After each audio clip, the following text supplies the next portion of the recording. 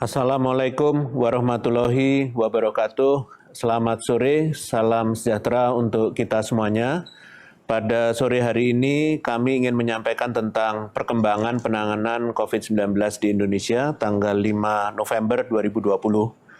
Pertama, saat ini terjadi penambahan kasus positif sejumlah 4.065, di mana jumlah kasus aktifnya adalah 54.306, atau 12,75%, di mana kasus aktif dunia pada saat ini adalah 25,8%.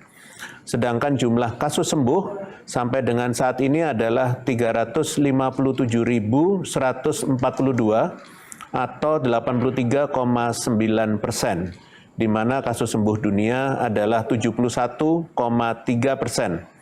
Sedangkan jumlah kasus meninggal kumulatif adalah 14.348 atau 3,4%, di mana kasus meninggal dunia adalah 2,5%. Saat ini penanganan COVID-19 di Indonesia sudah menunjukkan hasil yang cukup baik, dan ini terlihat dari adanya penurunan kasus positif dan juga angka kematian. Demikian juga dengan testing yang terus mengalami peningkatan dan mendekati standar dari WHO. Namun demikian, capaian positif ini tidak boleh membuat kita semuanya lengah. Pemerintah dan masyarakat harus terus meningkatkan kolaborasinya untuk terus mempertahankan dan juga meningkatkan capaian ini. Untuk itu, masyarakat harus secara disiplin menjalankan protokol kesehatan 3M, mencuci tangan, memakai masker, dan menjaga jarak, serta menjauhi kerumunan. Protokol kesehatan ini harus terus dijalankan dalam setiap kegiatan yang dilakukan oleh masyarakat. Ingat, dengan disiplin terhadap protokol kesehatan, maka kita tidak saja melindungi diri sendiri, tetapi juga orang-orang terdekat dari paparan COVID-19. Selain itu, kedisiplinan ini juga merupakan kontribusi masyarakat terhadap upaya penanganan COVID-19 yang dilakukan oleh pemerintah. Kita juga harus belajar dari negara lainnya, seperti beberapa negara di Eropa yang saat ini mengalami kenaikan kasus positif COVID-19, sehingga harus kembali melakukan lockdown.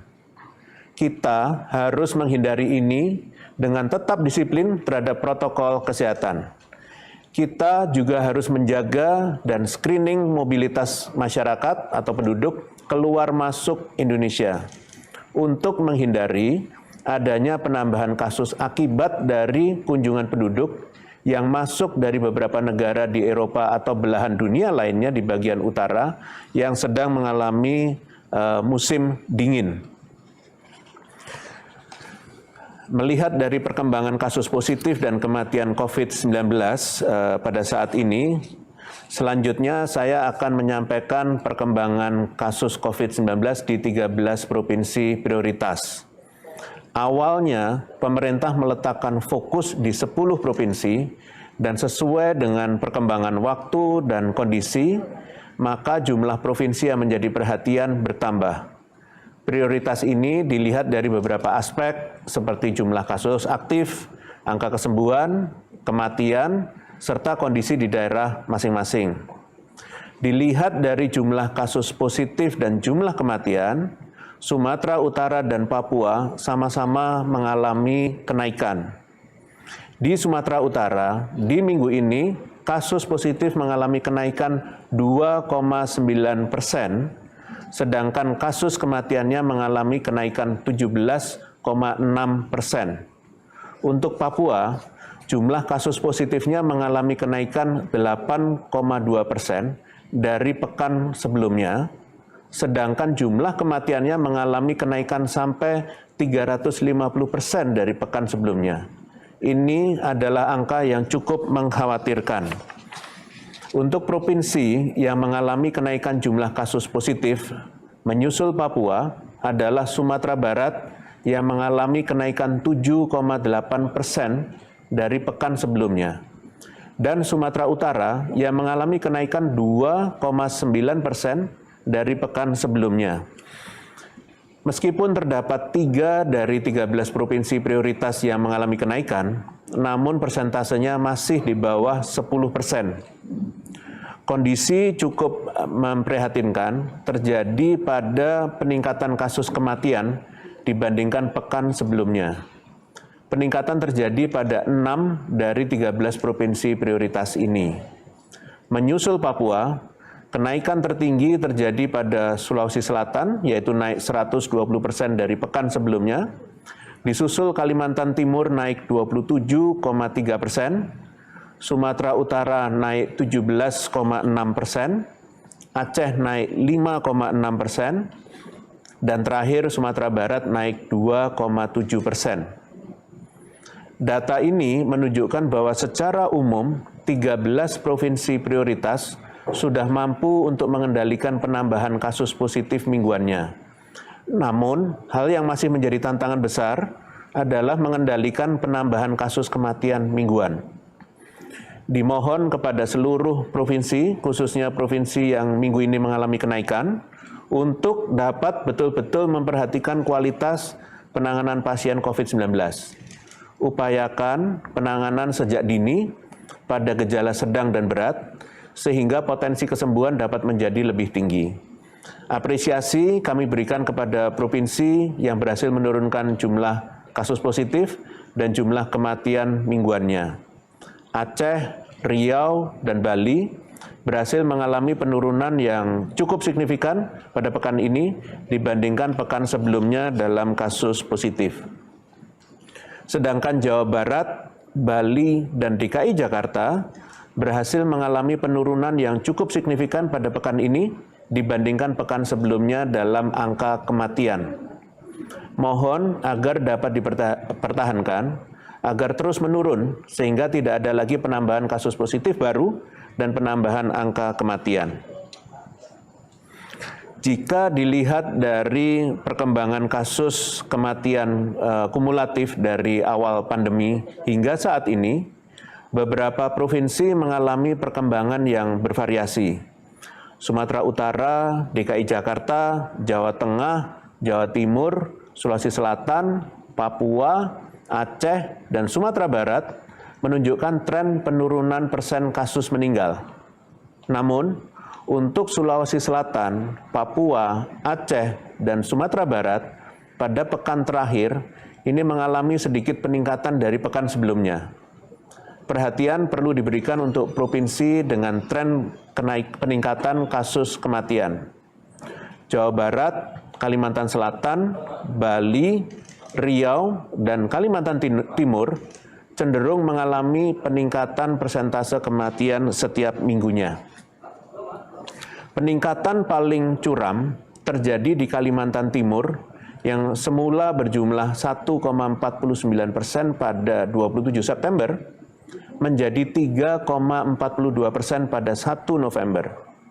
Selain itu, ada Bali yang semula berjumlah 2,97% pada 27 September menjadi 3,29% pada 1 November. Meskipun lebih banyak yang mengalami penurunan, namun tren kasus kematian tetap perlu menjadi perhatian utama agar dapat terus ditekan hingga tidak ada kematian sama sekali dan seluruh kasusnya sembuh. Perhatian kepada daerah dengan persentase kematian yang masih tinggi untuk meningkatkan angka testing dan tracing harian. Karena testing dan tracing merupakan solusi untuk menekan mortality rate atau persentase kematian. Selain itu, testing meningkatkan kesempatan masyarakat untuk segera menjalani treatment sehingga meningkatkan angka kesembuhan. Selanjutnya, kabar baik datang dari tren kasus kesembuhan. Secara umum, seluruh provinsi prioritas cenderung terus mengalami peningkatan kasus kesembuhan kecuali Papua.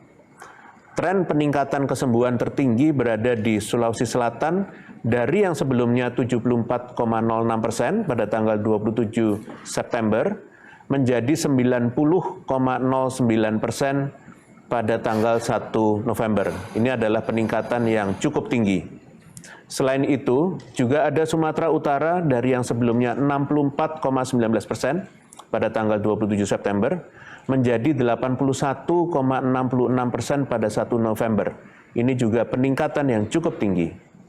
Namun perhatian perlu diberikan pada Provinsi Papua, terutama Kota Jayapura, dengan kematian tertinggi di Provinsi Papua. Pada tanggal 27 September, persentase kesembuhan di Papua adalah 62,8%, namun pada 1 November menjadi 51,31%. Dimohon kepada seluruh provinsi untuk dapat terus mempertahankan dan bahkan meningkatkan kesembuhan hingga 100%.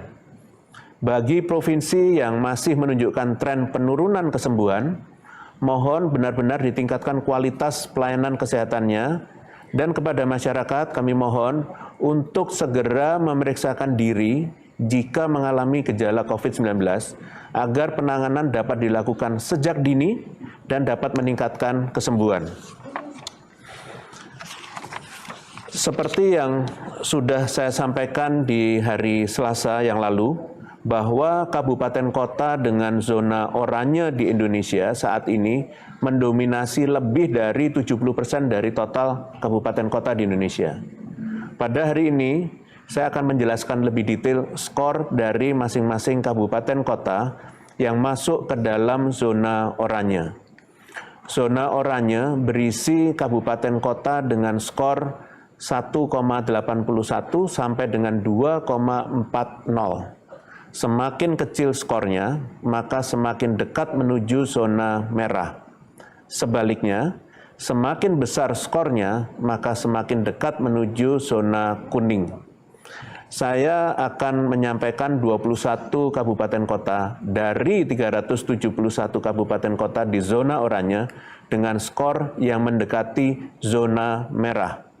Hal ini dimaksudkan untuk meningkatkan kewaspadaan agar kabupaten kota dapat segera meningkatkan penanganan COVID-19 di daerahnya agar terus membaik dan tidak berpindah menjadi zona merah.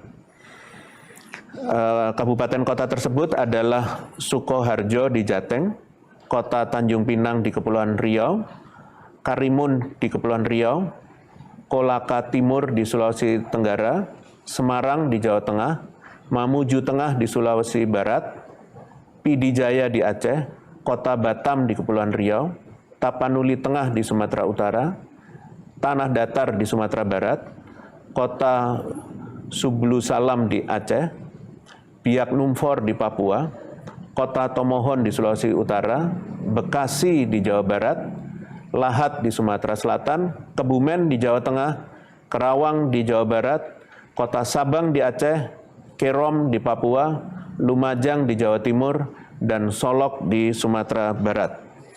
Mohon kepada seluruh kabupaten ini agar betul-betul menjaga supaya tidak berpindah ke zona merah di pekan berikutnya. Terus tingkatkan kualitas pelayanan kesehatan dan tingkatkan angka kesembuhan serta tekan angka positif dan kematian agar dapat segera berpindah ke zona kuning. Selanjutnya, saya akan menyebutkan satu persatu kabupaten kota yang skornya mendekati zona kuning. Ini artinya, sedikit lagi penanganan COVID-19 di kabupaten kota ini ditingkatkan, maka kabupaten kota ini berpotensi besar untuk berpindah ke zona kuning di minggu depan atau zona dengan risiko rendah. Kabupaten kota tersebut adalah Teluk Bintuni di Papua Barat, kemudian Mambramo Tengah di Papua, Puncak Jaya di Papua, Pulau Taliabu di Maluku Utara, Buru Selatan di Maluku, Sukamara di Kalimantan Tengah, Melawi di Kalimantan Barat, Lombok Utara di NTB, Wonogiri di Jawa Tengah, Subang di Jawa Barat, Kota Sungai Penuh di Jambi, Kota Tidore Kepulauan di Maluku Utara, Pinrang di Sulawesi Selatan, Pasuruan di Jawa Timur, Gresik di Jawa Timur, Probolinggo di Jawa Timur, Pangandaran di Jawa Barat, Kota Tasikmalaya di Jawa Barat, dan Simalungun di Sumatera Utara. Dimohon kepada 19 kabupaten kota ini untuk dapat terus meningkatkan kualitas penanganan COVID-19 sehingga dapat berkontribusi dalam menurunkan jumlah zona oranye di Indonesia dan meningkatkan zona kuning atau zona dengan risiko rendah. Selanjutnya terkait dengan ibadah ke Tanah Suci yang kembali dibuka, Keputusan Menteri Agama nomor 719 tahun 2020 telah dirilis sebagai pedoman penyelenggaraan perjalanan ibadah umroh di masa pandemi. Regulasi ini disusun untuk memberikan perlindungan kepada jemaah umroh sesuai dengan amanat Undang-Undang nomor 8 tahun 2019 tentang penyelenggaraan ibadah haji dan umroh, dan telah pula mengacu pada pedoman ibadah haji yang ditetapkan oleh Arab Saudi. Kebijakan mengenai ibadah ke Tanah Suci ini tetap akan diawasi dan dievaluasi sesuai dengan perkembangan keadaan pandemi di kedua negara ini.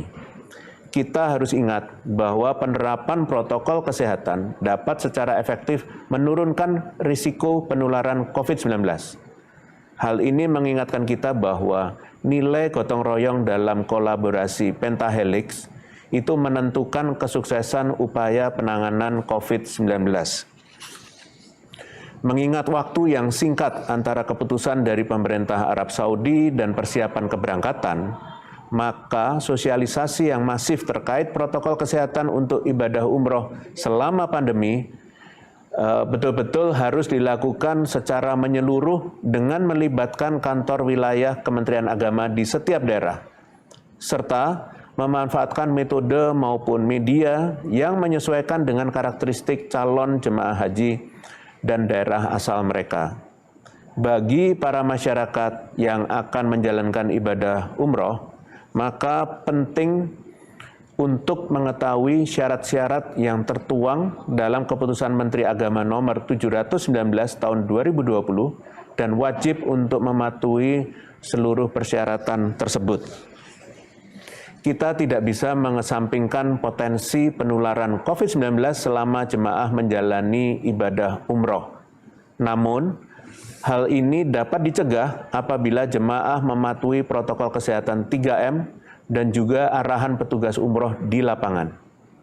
Kami menghimbau semua jemaah yang kembali ke Indonesia agar perlu menjalani testing dan juga karantina selayaknya pelaku perjalanan dari luar negeri untuk meminimalisir penularan. Kembali dibukanya ibadah umroh selama pandemi menjadi bukti kemampuan kita beradaptasi dengan dinamika kehidupan termasuk pandemi COVID-19. Oleh karena itu, kita harus terus bersemangat agar menjadikan orang yang sakit menjadi sehat dan yang sehat tetap sehat dan kembali pulih secara sosial dan ekonomi dengan konsisten menjalankan protokol kesehatan. Saya ingin menyampaikan update singkat mengenai kepatuhan masyarakat terhadap protokol kesehatan selama masa liburan panjang dari 28 Oktober sampai dengan 1 November yang lalu. Pada periode tersebut, terdapat peningkatan pengunjung yang dimonitor selama libur panjang sebesar 90%. Secara umum, di berbagai destinasi wisata sudah tersedia tempat untuk mencuci tangan. Hal ini tentu sangat penting dan memudahkan wisatawan untuk membersihkan tangannya baik sebelum ataupun sesudah mengunjungi lokasi wisata. Terlihat juga mayoritas wisatawan sudah cukup patuh dalam menggunakan masker. Hal ini sangat kami apresiasi karena dengan memakai masker, maka wisatawan dapat melindungi dirinya dan orang-orang terdekat dari potensi penularan COVID-19. Namun demikian, di berbagai lokasi wisata terlihat masyarakat masih berkerumun. Hal ini tentu sangat disayangkan dan juga menjadi masukan bagi kita semua untuk dapat meningkatkan disiplin dalam menjaga jarak 1,5 sampai dengan 2 meter. Dan dari gambar kita bisa lihat dari beberapa tempat di lapangan Wandaman di Yogyakarta, Tanah Lot di Bali, Kanden di Yogyakarta, Curug Cigantis di Jawa Barat, serta beberapa wilayah lainnya di Sumatera Barat dan juga di Jawa Timur. Berikutnya, selain destinasi wisata, maka lokasi lainnya juga dikunjungi wisatawan saat libur tersebut, adalah pusat perbelanjaan dan juga restoran. Untuk dua lokasi ini, terlihat masyarakat belum sepenuhnya mematuhi protokol kesehatan, termasuk diantaranya dalam memakai masker dan juga menjaga jarak. Kami ingin mengingatkan kepada seluruh masyarakat bahwa dimanapun dan apapun aktivitasnya, maka protokol kesehatan 3M merupakan hal yang harus secara disiplin dilakukan. Protokol kesehatan 3M ini merupakan upaya perlindungan utama bagi kita dan orang-orang terdekat dari paparan COVID-19. Apabila kita lengah sedikit saja, maka kita telah membuka diri terhadap potensi tertular COVID-19. Oleh karena itu, tetaplah disiplin dalam menjalankan protokol kesehatan, dan dari sini kita bisa melihat beberapa tempat restoran, kerumunan, baik itu di mal di Pulau Bali, di restoran di Jawa Barat, bahkan juga kedai atau warung di Riau, di mana jaga jarak sudah dilakukan tetapi masih berkerumun dan cukup lama setelah selesai menikmati hidangan. Begitu juga kerumunan di depan ruko di Jawa Barat serta mal di Bali. Pada kesempatan ini, saya juga ingin mengapresiasi dan berterima kasih atas peran dari Satgas Penanganan COVID-19 di daerah yang tanpa lelah melakukan monitoring, edukasi, dan juga penegakan disiplin protokol kesehatan 3M kepada masyarakat selama liburan tersebut. Laporan terus masuk kepada kami di COVID-19 di Satgas, dan jumlah laporannya melebihi 500 laporan dalam waktu 1 detik dari seluruh wilayah yang ada di Indonesia. Dan saya meminta agar Satgas di daerah dapat terus melakukan monitoring ini dan juga menegakkan disiplin kepada masyarakat agar kasus positif dapat terus ditekan.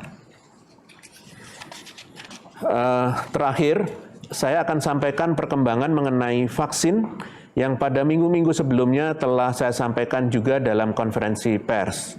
Untuk saat ini, fokus dari pemerintah dalam hal Kementerian Kesehatan adalah penyelesaian peta jalan atau roadmap vaksinasi COVID-19.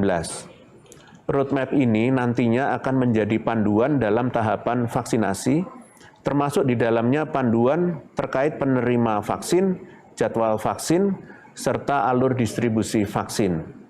Sementara roadmap ini difinalisasi, kami masih mendapati banyaknya pemberitaan dan informasi simpang siur seputar vaksin.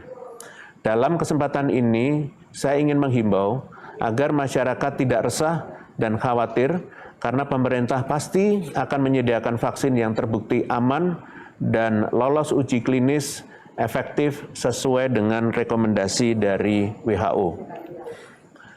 Selain itu, sampai saat ini WHO sendiri tetap optimis bahwa para peneliti akan mampu mengembangkan vaksin COVID-19 yang aman dan efektif.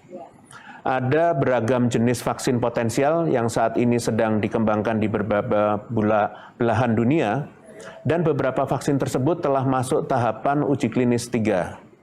Kami mengerti banyak anggota masyarakat yang menaruh harapan kepada ketersediaan vaksin.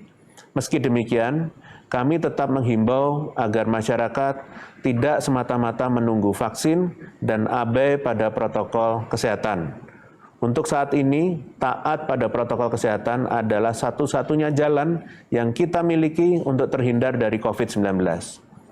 Pendistribusian vaksin intinya akan menyesuaikan dengan urutan prioritas seperti kelompok berisiko serta penduduk dengan risiko wilayahnya.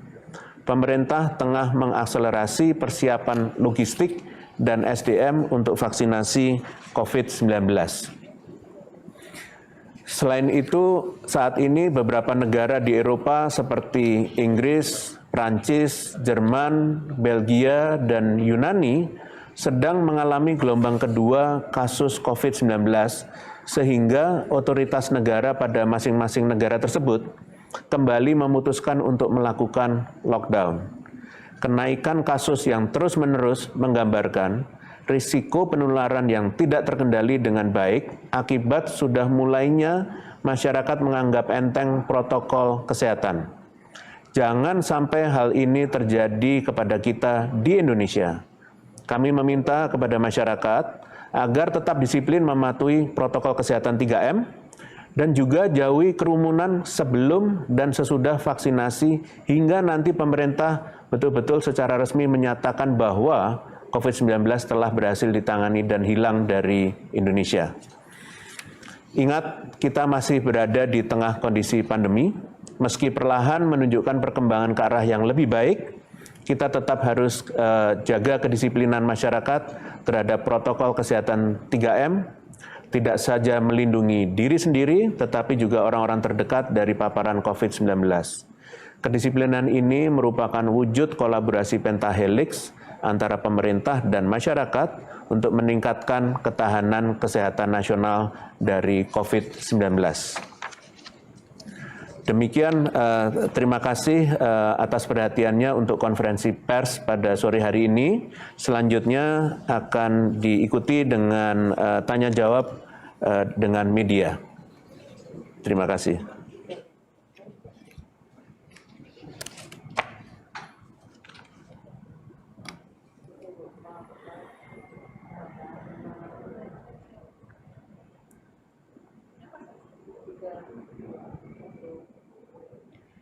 Baik, selamat sore Prof. Ada beberapa pertanyaan dari media hari ini. Yang pertama, Andrian dari tirto.id. Apa ada evaluasi dari Satgas mengenai libur panjang kemarin? Apa daerah destinasi wisata mengalami kenaikan kasus? Terima kasih. Baik, terima kasih tirto.id. Jadi dari data yang dikumpulkan, terdapat peningkatan pengunjung tempat wisata yang dimonitor selama libur panjang sebesar 90%, angka yang tinggi sekali. Secara umum, para wisatawan cukup patuh dalam menggunakan masker. Walaupun demikian, wisatawan masih sulit untuk menjaga jarak dan angka kepatuhannya cenderung menurun. Hal ini tentu menjadi perhatian untuk kembali meningkatkan kesadaran para wisatawan untuk dapat mematuhi protokol kesehatan 3M secara lebih disiplin. Di sisi lain, kami juga mengapresiasi peran petugas di lapangan yang sudah melakukan monitoring dan penegakan disiplin protokol kesehatan 3M kepada para wisatawan di lokasinya masing-masing. Terima kasih. Terima kasih Prof. Yang kedua, masih dari tirto.id. Selama libur panjang kemarin, angka konfirmasi positif mengalami penurunan. Apa penyebab utama penurunan ini?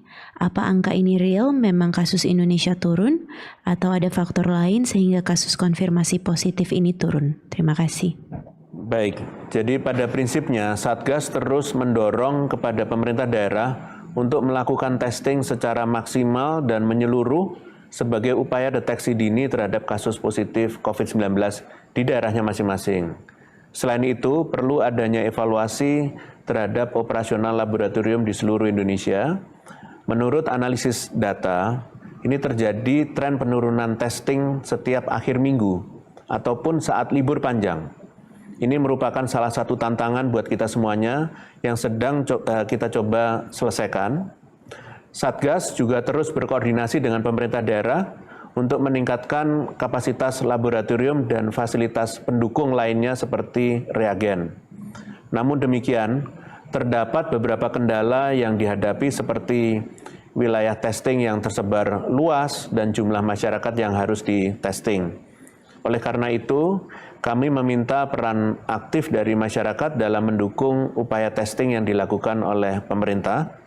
Apabila mengalami gejala COVID-19, segera kunjungi fasilitas kesehatan terdekat untuk melakukan testing. Terima kasih. Terima kasih Prof. Selanjutnya dari Leni Suara Pembaruan. Pemerintah melalui juru bicara penanganan COVID-19 mengakui bahwa pemeriksaan atau tes COVID-19 beberapa pekan ini menurun. Kendala utama ada pada alat dan tenaga ahli atau pemeriksa. Sementara Kemkes menyebutkan, selain dua kendala itu, ada kendala lain yakni kurangnya manajer data. Kendala terakhir ini membuat saluran informasi data terkait hasil tes terhambat. Apa solusi dalam mengatasi kendala tersebut? Terima kasih. Baik, terima kasih pertanyaannya dari Suara Pembaharuan. Jadi alat testing dan juga tenaga pemeriksa merupakan kendala yang saat ini dihadapi pemerintah dalam melakukan testing. Tapi dari waktu ke waktu sudah terjadi peningkatan. Saat ini koordinasi terus dilakukan dengan pemerintah daerah dan juga dengan laboratorium-laboratorium untuk memastikan kecukupan alat testing dan SDM yang dibutuhkan. Karena jumlahnya cukup banyak, maka kita juga selalu memperhatikan satu persatu. Untuk total alat dan SDM yang dibutuhkan sangat tergantung dengan jumlah masyarakat dan luas daerahnya. Sehubungan dengan berbagai pemberitaan di media massa mengenai manajemen data, bahwa saat ini sedang dilakukan perbaikan dan penyelarasan koordinasi pelaporan data dari daerah kabupaten kota ke provinsi dan ke pusat, yaitu ke Kementerian Kesehatan. Kita mengantisipasi akan ada beberapa update data setelah terjadi proses verifikasi yang dilakukan di tingkat daerah dan pusat. Ini merupakan upaya untuk mencapai tingkatan satu data COVID-19 dan interoperabilitas data pusat daerah. Terima kasih. Terima kasih, Prof. Pertanyaan selanjutnya masih dari Suara Pembaruan. DKI dan beberapa daerah akan merekrut pelacakan kontak. Seperti apa proses perekrutan itu? Apakah mereka diberi pelatihan sebelum diterjunkan? Terima kasih. Baik, jadi sejalan dengan upaya untuk meningkatkan 3T, pemerintah pusat dan daerah telah dan terus merekrut petugas serta tenaga kesehatan untuk membantu keberlangsungan program ini. Pada prinsipnya, siapapun yang akan direkrut untuk membantu upaya pemerintah dalam penanganan COVID-19 ini akan diberikan pelatihan. Mereka yang dipilih juga adalah yang memenuhi persyaratan yang sudah ditentukan sebelumnya untuk memastikan mereka ini dapat menjalankan tugasnya sesuai dengan standar kesehatan. Terima kasih. Terima kasih, Prof. Pertanyaan terakhir dari Umay, suara.com. Terkait belum tersedianya alat PCR di Kabupaten Asmat, Papua, sementara kasus di Asmat, Papua terus meningkat, pihak RS Agats harus mengirimkan sampel usap ke Jayapura. Bagaimana realisasi dari pemerintah pusat terkait alat PCR yang belum tersedia di Asmat? Terima kasih. Baik, jadi pemerintah terus berkoordinasi dengan pemerintah Kabupaten Asmat untuk dapat menyediakan alat PCR dan tentunya dengan pendukungnya termasuk SDM. Dan kami berharap dalam waktu dekat alat PCR ini dapat tersedia sehingga memudahkan pemerintah Kabupaten Asmat untuk dapat melakukan testing dengan lebih masif, sementara waktu tentunya didukung oleh pemerintah daerah di sekitarnya termasuk dari Jayapura. Demikian, terima kasih. Jadi tanya jawab sudah selesai, dengan demikian kami akhiri konferensi pers dan tanya jawab dengan media. Terima kasih atas perhatiannya, selamat sore, wassalamualaikum warahmatullahi wabarakatuh.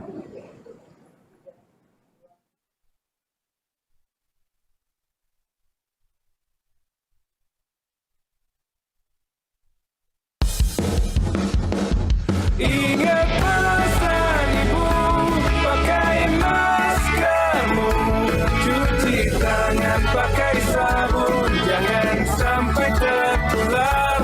Ingat selalu pesan ibu, jaga jarakmu, hindari kerumunan, jaga keluargamu.